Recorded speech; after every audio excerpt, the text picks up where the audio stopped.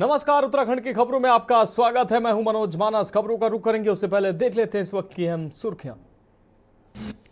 दिल्ली दौरे पर उत्तराखंड सीएम पुष्कर सिंह धामी भारत गौरव अवार्ड कार्यक्रम में हुए शामिल। कार्यक्रम में सीएम ने गिनाई प्रदेश की उपलब्धियां।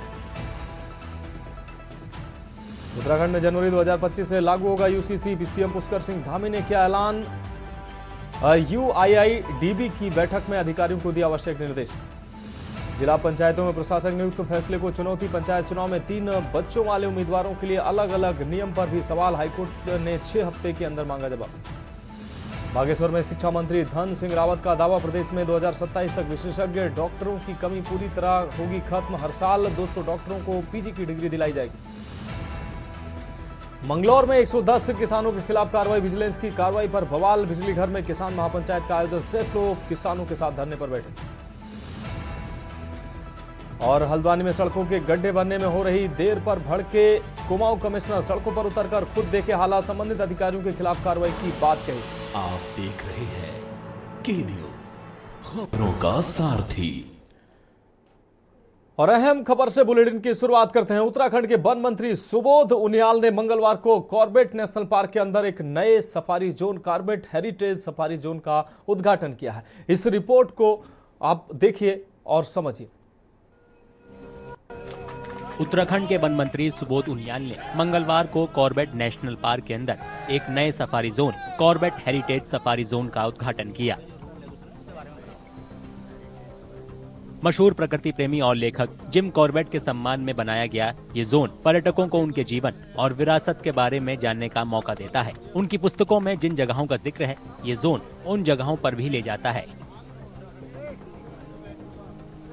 कॉर्बेट हेरिटेज सफारी को आज 17 तारीख को माननीय वन मंत्री जी के द्वारा उद्घाटन किया जा रहा है और कल से इसका सफारी स्टार्ट हो जाएगा। ये एक न्यू कॉन्सेप्ट है जहाँ पे बस सफारी ही नहीं, हमारा जो पूरा ट्रेल डेवलप कर रहे हैं। यहाँ कॉर्बेट फॉल्स हो गया, बराती राव फॉल्स हो गया, आयरन फाउंड्री हो गया, यहाँ की छोटी हल्द्वानी, और इसके साथ साथ एक सफारी जोन भी खोल रहे हैं। तो इसका यही ये है कि इसका इंपॉर्टेंस यही रहेगा कि जो रामनगर आते हैं, जो सफारी करते हैं, उनको सफारी करने के बाद 2 दिन के लिए कुछ बचता नहीं है देखने के लिए। तो ये एक अनोखा एक्सपीरियंस होगा जहाँ पे वो लोग आके जो कॉर्बेट अपने बुक्स में लिखे थे उसके बारे में भी देखेंगे, पढ़ेंगे, लिखेंगे। रामनगर वन विभाग की ओर से शुरू किए गए पर्यटन क्षेत्र का उद्देश्य जिम कॉर्बेट के जीवन और समय के माध्यम से एक गहन यात्रा के साथ रोमांच को जोड़ना है। उम्मीद है कि नए जोन में ज्यादा पर्यटक पहुंचेंगे। आज कालाडूंगी के लिए भी और मोहन के लिए भी ये 2 नए गेटों की शुरुआत हुई, जिसमें कालाडूंगी वाले में आज करीबन 60 जिप्सियों का संचालन होगा और सैकड़ों लोगों को नेचर गाइड बनकर रोजगार मिलेगा। वहीं दूसरी ओर ये जो 22 किलोमीटर की ट्रेल है और कुल मिलाकर के आप देखें तो ये 42 किलोमीटर की ट्रेल थे। यहाँ पर जो हमारे वन्य जीव प्रेमी हैं, जो वन्य प्रेमी हैं, जो प्रकृति प्रेमी हैं, उन्हें यहाँ पर लुत्फ उठाने का भी अवसर मिलेगा। नेचर गाइडों ने इस कदम का स्वागत करते हुए कहा कि ये न केवल पर्यटकों के लिए एक अनूठा अनुभव प्रदान करेगा, बल्कि क्षेत्र में स्थानीय लोगों के लिए रोजगार के नए मौके भी पैदा करेगा। देखिए, ये बहुत अच्छा प्रयास है वन विभाग का। तो कालाडूंगी जो है कॉर्बेट की अपनी एक कर्मस्थली रही है। कॉर्बेट साहब ने जंगल को लिखा है किताबों में, और ये जो सफारी है बहुत यूनिक सफारी बनाई गई है। इसमें जो है जिम कॉर्बेट ने जो कहानियाँ लिखी हैं उनको देखने का मौका मिलेगा, जानने का मौका मिलेगा। और जिम कॉर्बेट का भी यही था सपना कि मेरे जो यहाँ पे स्थानीय लोग हैं इससे जुड़ें और रोजगार करें। और अभी इसमें जो है सफारी के साथ साथ कॉर्बेट का हाउस देखेंगे, कॉर्बेट का गाँव देखेंगे, आयरन फाउंड्री, बौर कैनाल, और इसके साथ साथ ही यहाँ पे जो है बर्ड वॉचिंग के लिए बहुत अच्छा एरिया है, तो बर्डिंग भी यहाँ बहुत अच्छी होती है। इसमें मुझे बहुत अच्छा लग रहा है, रोजगार मिला है, हमें सपोर्ट भी मिल रहा है और साथ वालों का भी मिल रहा है। बहुत अच्छा लग रहा है इसमें। कॉर्बेट हेरिटेज सर्किट का उद्देश्य जिम कॉर्बेट के जीवन और समय की यात्रा के साथ रोमांच को जोड़ना है।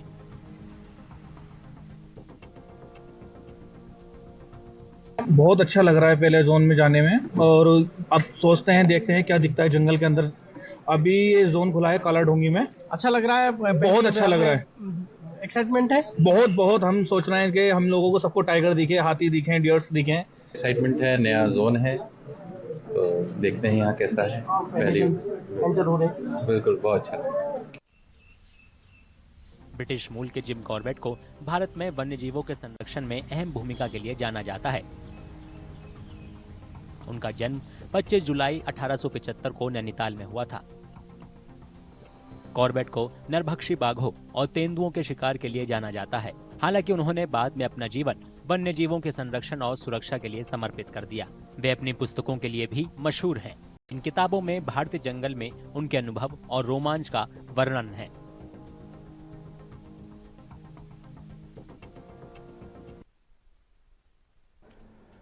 अब रुक करेंगे अगली अहम रिपोर्ट की। उत्तराखंड की धामी सरकार की टेंशन खत्म होने का नाम नहीं ले रही है। सरकार के एक के बाद एक कई फैसलों को कोर्ट में चुनौती दी जा रही है। इसी कड़ी में धामी सरकार की ओर से जिला पंचायतों में प्रशासक नियुक्ति किए जाने के फैसले को भी चुनौती दी गई है। इतना ही नहीं, कोर्ट में निकाय और पंचायत चुनाव में 3 बच्चों वाले उम्मीदवारों के लिए अलग अलग नियम होने की चुनौती देती याचिका पर सुनवाई हुई है। कोर्ट ने इन दोनों मामलों में सरकार से जवाब मांगा है। आपको बता दें कि हाई कोर्ट ने प्रदेश के निकाय और पंचायत चुनाव में 3 बच्चों वाले उम्मीदवारों के लिए अलग अलग नियम होने को चुनौती देती याचिका पर सुनवाई की। कोर्ट ने इस संबंध में सरकार को 6 सप्ताह के भीतर जवाब दाखिल करने के निर्देश दिए हैं। ये रिपोर्ट देखिए। नैनीताल हाईकोर्ट ने प्रदेश के निकाय और पंचायत चुनाव में 3 बच्चों वाले उम्मीदवारों के लिए अलग अलग नियम होने को चुनौती देती याचिका पर सुनवाई की।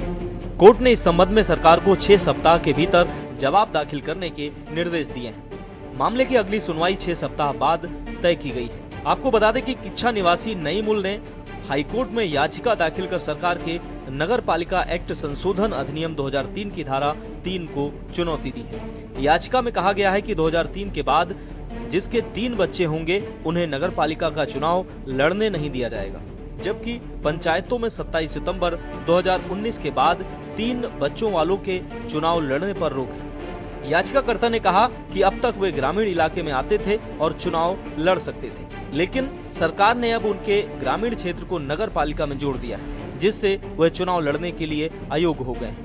याचिकाकर्ता ने कहा कि चुनाव लड़ने के लिए उन्हें अयोग्य घोषित करना उनके साथ अन्याय है। सरकार के इस अधिनियम पर रोक लगाई जाए। ये था कि जो नगर निकायों में अर्हता है किसी उम्मीदवार के लिए, वो ये है कि उसका 2002 में जब संशोधन किया गया था अर्हता में, तो उसके 2 से अधिक जीवित संतान नहीं होनी चाहिए वर्ष 2003 की कट ऑफ डेट के बाद। जबकि पंचायतों में यही कट ऑफ डेट 2019 से, यानी कि 2019 से पूर्व जिनके 3 संतान हैं वो लोग चुनाव पंचायतों में लड़ सकते हैं, लेकिन नगर निकायों में नहीं लड़ सकते हैं। जबकि दोनों लोकल सेल्फ गवर्नेंस बॉडीज़ है।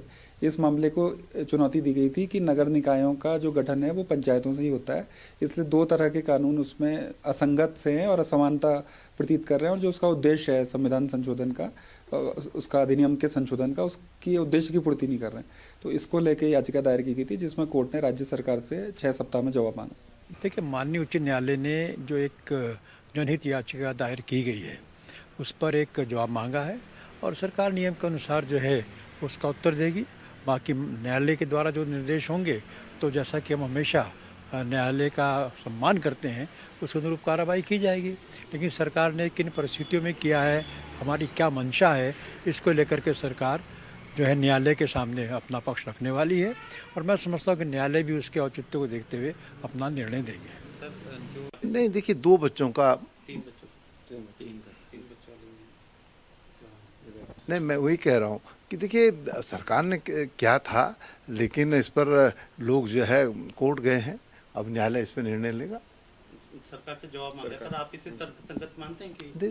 देखिए, जब चाहे पंचायत राज अधिनियम हो, चाहे नगर निकाय अधिनियम हो, उसमें एक व्यवस्था की गई थी कि उस व्यवस्था के तहत जो है जनसंख्या पर एन परसेंट जो किसी तरीके से नियंत्रण लगे, तो ये व्यवस्था की गई थी कि भाई जो प्रतिनिधि चुना जाए वो उस प्रतिनिधि पर जो कुछ बंदिशें होनी चाहिए।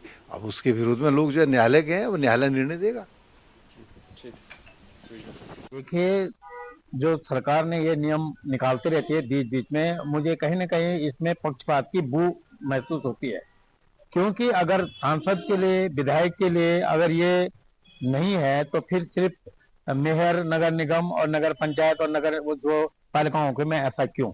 ये नहीं होना चाहिए था। दूसरी तरफ जो 2003 में जो नियम बने थे और उसके बाद उस टाइम जो गांव में लोग आते थे, और आज अगर वो नगर पालिका और नगर निगम में आ जाते हैं, तो उनको फिर 2019 के हिसाब से उनको लेना चाहिए, उन पर वो नियम लागू होना चाहिए, न कि 2003 वाला। उन पे जो 2019 से उन्होंने जो पंचायत चुनाव में जो त्रिस्तरीय जो पंचायत चुनाव उनका वो नियम लागू होना चाहिए। कहीं ना कहीं इस प्रकार से ये पक्षपात महसूस होता है और एक बार इसमें जरूर न्यायालय को भी संज्ञान लेना चाहिए और इसको एक ही रूप में एक समान एक धारा पे इसके लिए न्याय होना चाहिए। वहीं इस बीच नैनीताल हाईकोर्ट में सरकार की ओर से जिला पंचायतों में प्रशासक नियुक्त किए जाने के फैसले को भी चुनौती दी गई है। इस मामले में हाईकोर्ट ने राज्य सरकार से 14 दिनों के भीतर जिला पंचायतों के चुनाव का कार्यक्रम बताने के लिए कहा है।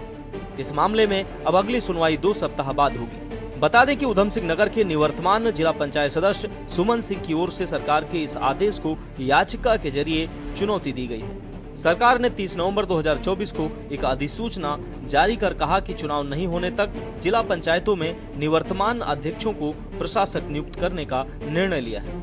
याचिका में सरकार के इस फैसले को नियम विरुद्ध बताया गया है। वहीं विपक्ष भी अब सरकार के इस फैसले पर हमलावर हो गया है। सरकार का जो निर्णय है वो अव्यावहारिक निर्णय है। पंचायतों में ठीक है, आप प्रशासक बिठा सकते हैं, लेकिन समय रहते निर्णय लेना चाहिए था। कार्यकाल खत्म होने के बाद 2 महीने बाद 1 महीने बाद आप प्रशासक नियुक्त कर रहे हो। कहीं न कहीं सरकार की मंशा में खोट है, सरकार की नीयत में खोट है और वो अदालत में जाना ही था प्रकरण। जिस तरीके से आपने प्रशासकों की नियुक्ति की है, नियमों की अवहेलना करते हुए, अनदेखी करते हुए, सरकार सत्ता का धौंस दिखाते हुए आपने नियुक्तियाँ की हैं, तो निश्चित रूप से उसने अदालत में जाना ही जाना था और हाईकोर्ट में मामला विचाराधीन है। दूसरी बात यह है कि ऐसे लोगों को आपने प्रशासक बना दिया, आप ही की सरकार ने उनमें भ्रष्टाचार के आरोप लगाए हैं, आप ही सरकार ने उनको निलंबित करने का काम किया था, आज आप उन्हीं को प्रशासक बना दे रहे हो। तो सरकार का निर्णय जो है बड़ा अव्यावहारिक निर्णय है और एक बात हम जरूर कह सकते हैं कि इस निर्णय से भ्रष्टाचार को प्रोत्साहन मिला है, भ्रष्टाचारियों को पल्लवित और पोषित करने का काम सरकार ने किया है। इसी के तहत राज्य सरकार ने जिला पंचायतों में निवर्तमान अध्यक्ष को ही प्रशासक नियुक्त करने का निर्णय पूर्व में लिया था। अभी राज्य सरकार ने एक बार पुनः इस पर मैटर पर विचार किया कि क्या क्षेत्र पंचायत प्रमुख और ग्राम प्रधान को भी निवर्तमान जो लोग हैं उनको प्रशासक बनाया जा सकता है या नहीं बनाया जा सकता है।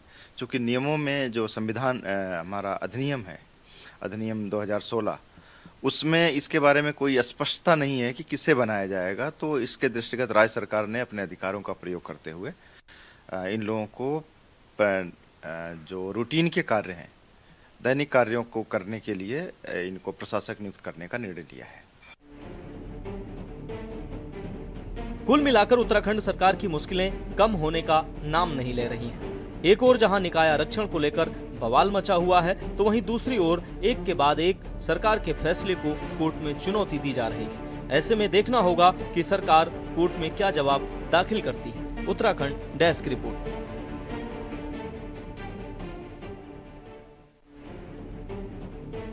तो उत्तराखंड की खबरों में फिलहाल वक्त एक ब्रेक का है, जल्द हाजिर होंगे।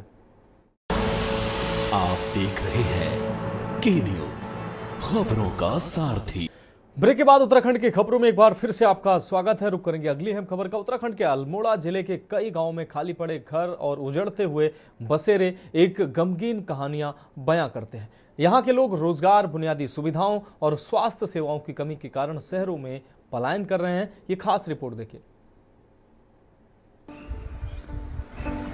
उत्तराखंड के खूबसूरत अल्मोड़ा जिले के कई गांवों में खाली पड़े घरों की कतारें गमगीन कहानियां बयां करती हैं। यहां रहने वाले लोगों के पलायन की वजह से अब ये गांव उजड़ने की कगार पर है। रोजगार के कम मौकों, टूटी फूटी सड़कों, पानी की किल्लत और स्वास्थ्य सेवा और शिक्षा के बुनियादी ढांचे में कमी होने की वजह से गाँव के लोगों के पास बेहतर जिंदगी की तलाश में पलायन करने के अलावा कोई दूसरा रास्ता नहीं बचा है। रोजगार है नहीं, सड़कें है नहीं, हॉस्पिटल यहाँ है नहीं, इस वजह से दिक्कत होती है ना। लोग प्लान करके सर, यहाँ के लोग सारे प्लान करके पूरा गांव का खाली हो गया पूरा गांव।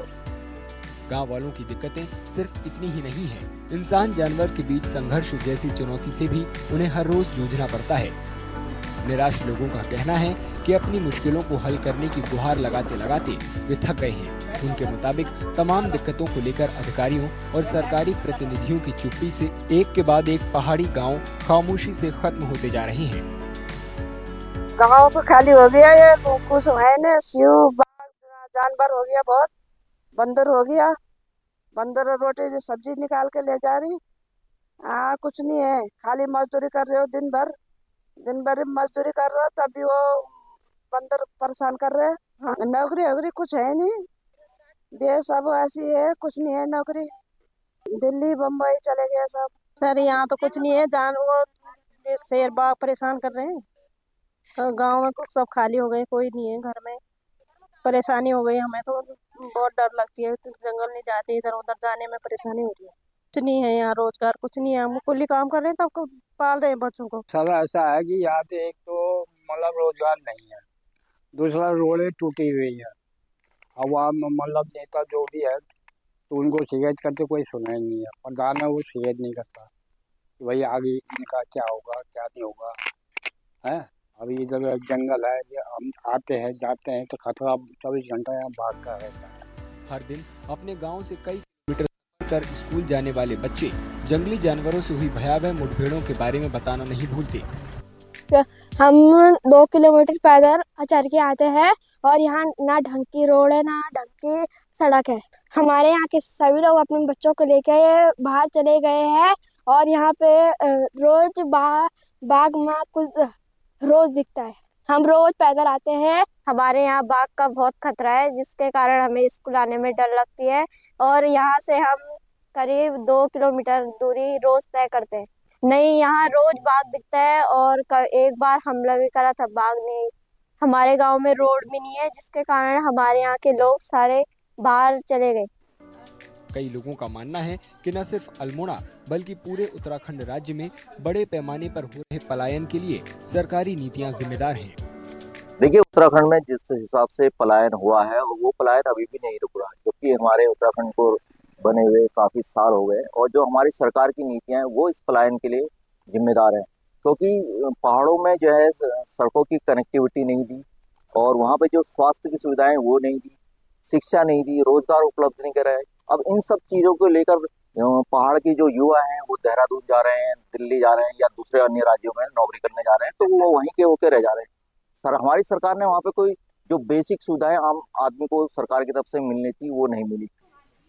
लोगों ने चेतावनी दी है कि बुनियादी सुविधाएं और रोजगार के मौके सुनिश्चित करने के लिए सरकार की तरफ से सही कार्रवाई नहीं किए जाने पर युवाओं का शहरों की ओर लगातार पलायन इन इलाकों को भूतहा गांवों में बदल देगा।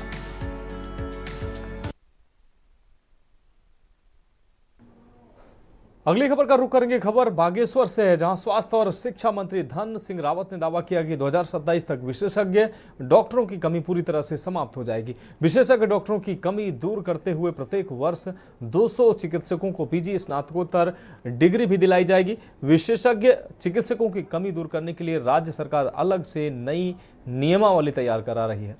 उन्होंने बताया कि शिक्षा एवं स्वास्थ्य सुविधा में सुधार के लिए विधायक डीएम संयुक्त रूप से मॉनिटरिंग करेंगे। निर्माणाधीन जिला अस्पताल का कार्य पूर्ण होते ही क्षेत्रीय लोगों को आधुनिक चिकित्सा सुविधाएं मुहैया कराई जाएंगी।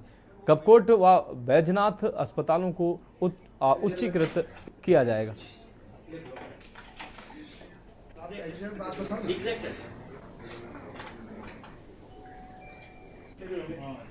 आप हर स्कूल में 2-2 फर्नीचर ज़्यादा लें। जिले में एक तो डिस्ट्रिक्ट हॉस्पिटल नया बना रहे हैं, उसकी डीपीआर भी आ गई है। उसकी ज़मीन के मुझे लगता है हफ्ता 10 दिन में कागज़ पूरे होके उसका पैसा हम इसी साल अवमुक्त करने जा रहे हैं। एक 25 करोड़ रुपए की लागत से डिस्ट्रिक्ट हॉस्पिटल में क्रिटिकल केयर ब्लॉक बना रहे हैं। हम बागेश्वर ज़िले में लगभग 50 डॉक्टरों के लिए हर ब्लॉक स्तर पे आवास भी बनाने के लिए मैंने आज निर्देश दिए हैं। एक हम चाहते हैं कि कपकोट का हॉस्पिटल और बैजनाथ का हॉस्पिटल, इन दोनों का उच्चीकरण के लिए भी मैंने आज दोनों विधायकों से भी कहा, डिस्ट्रिक्ट मजिस्ट्रेट से भी कहा कि उसका उच्चीकरण के लिए प्रस्ताव दे दीजिए।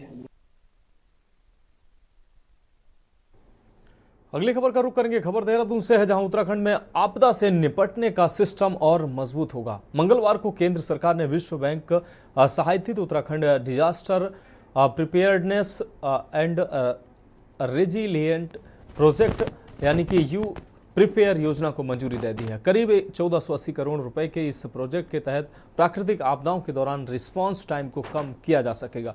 उत्तराखंड के आपदा प्रबंधन सचिव विनोद कुमार सुमन ने इस मसले पर के न्यूज इंडिया से खास बातचीत की, सुनाते हैं आपको।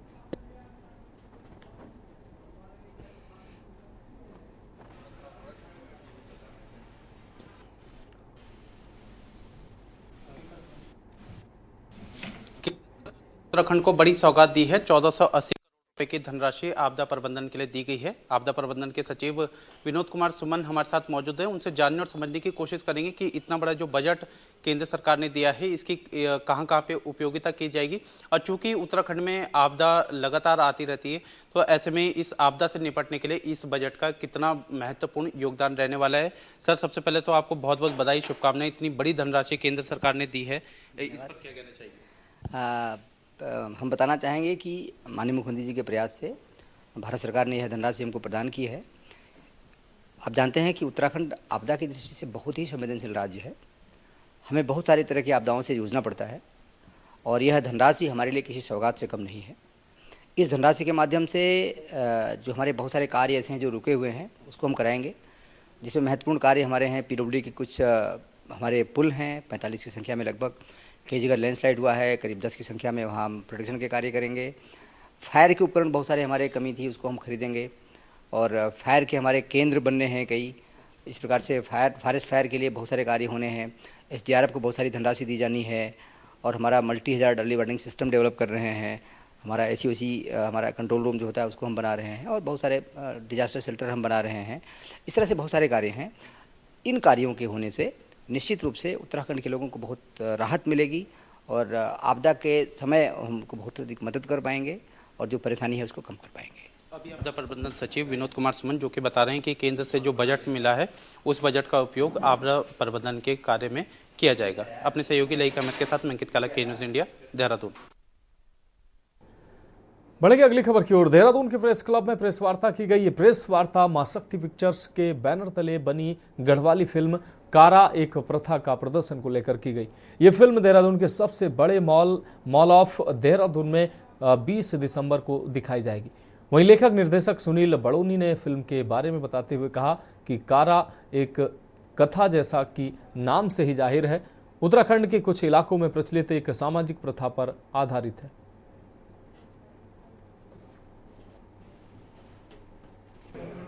हमारे देहरादून के सबसे बड़े मॉल ऑफ देहरादून में, और इसकी शो टाइमिंग हमें अभी तक जो बताई गई है वो दोपहर 1 बजे है। शायद इसमें कुछ चेंजेस हो सकता है, 10, 15, 20 मिनट का फर्क होगा तो हो, अदरवाइज 1 बजे अभी टाइम हमें मिला है। दर्शकों से हम यही कहना चाहेंगे कि भाइयों, आप लोग जो है इस फिल्म को देखने थिएटर तक जरूर आएँ। घर में बैठकर और अपने यार दोस्तों के साथ खाली विचार विमर्श करके ही और ये कह के कि भाई जो है गढ़वाली फिल्में ऐसी होती हैं, फिल्म को रिजेक्ट ना करें। फिल्म को जब तक आप थिएटर में आके नहीं देखेंगे, और मैं कह रहा हूँ सपरिवार आके देखें, उसके बाद ही आप फिल्म का आकलन करें और तभी आपको ये पता चलेगा कि हमारी फिल्म आगे किस दिशा में जाएंगी। अगर आप लोगों ने इसको पसंद किया फिल्म को, मुझे लगता है कि और भी मेकर्स जो हैं इस तरह की फिल्में बनाएंगे। तो फिलहाल उत्तराखंड की खबरों में अभी के लिए मेरे साथ इतना ही। मुझे दीजिए इजाजत और आगे आप देखिए के न्यूज इंडिया का विशेष कार्यक्रम मंथन हमारे प्रधान संपादक दुर्गेन चौहान जी के साथ। आप देख रहे हैं के न्यूज, खबरों का सारथी।